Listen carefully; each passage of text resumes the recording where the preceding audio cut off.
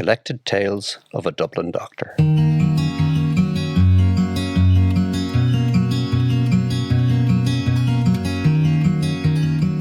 This podcast is a series of tales written by my father, Patrick Beaufin, and rediscovered in a file at the back of a press 30 years after his passing.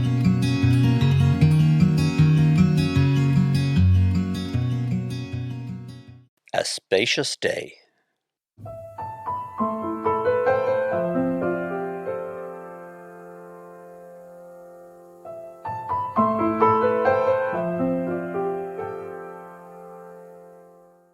In the 1940s, there were three main hotels in the vicinity of St. Stephen's Green in Dublin. The Russell on the southwest corner, the Shelbourne on the northeast, and the Royal Hibernian halfway down Dawson Street. Sadly, only the Shelbourne remains. They were all renowned for afternoon tea, thin slices of brown and white bread, a multiplicity of varied sandwiches, pastries, and rich cake. To my great embarrassment, I was being entertained to tea by an elderly connection of my mother. In the large lounge to the right of the hall, our table was the middle one of three.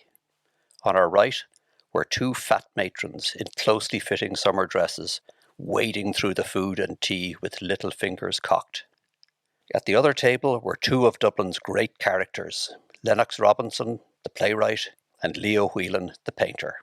They too had tea things in front of them, with, in addition, two large whiskies. From their appearance, these were not the first whiskies of the day.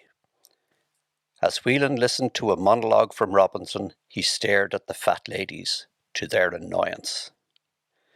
They summoned a waiter and asked who was that rude man that kept staring at them.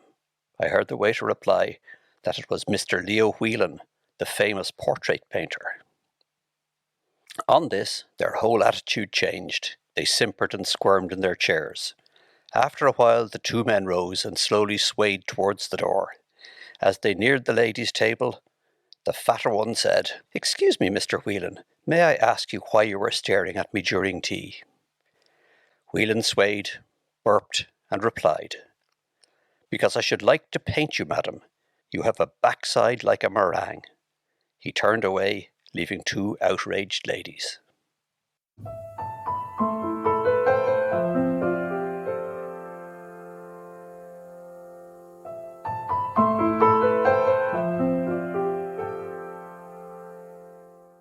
My embarrassment at being to tea in the Shelbourne was because one of the many temporary part-time jobs that I, as a student, had at that time was occasional commie waiter in the three-star hotels near St. Stephen's Green. And that evening I was due to work in the dining room of the Shelbourne, assisting a senior waiter called Frank. We had a station of 5 tables. I was ready at 6:30, and the head waiter broke to me the news that Frank had been taken ill and that I would have to work the station on my own. I was terrified because at one of our tables was a particularly difficult lady. She was middle-aged, obese, English, and probably the best-known lady racehorse owner in the world. When her horses ran in Ireland and during horse show week, she took a suite in the Shelbourne. I had assisted Frank in serving her on many occasions, knew of her voracious appetite and the peculiar quirks associated with the serving of her dinner.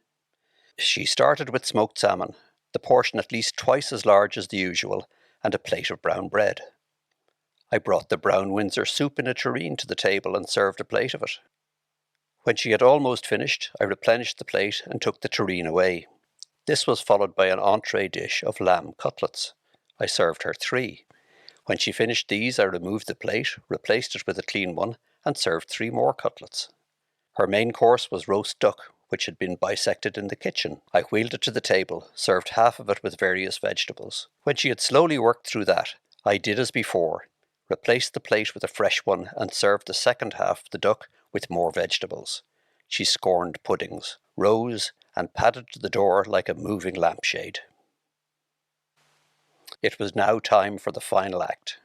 After a quarter of an hour, I wheeled a trolley up to her suite, with brown bread, biscuits, butter, half a Stilton cheese, and a large pot of coffee. I put it before her, and as I turned to leave, she spoke for the first time. "Is it true that you're a student and not a professional waiter?" I replied, "I'm an occasional part-time commie waiter."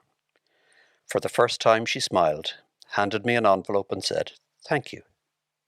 In the corridor I peeped inside and saw an English £5 note in 1947.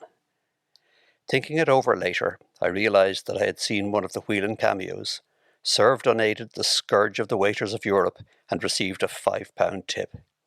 It had been a spacious day.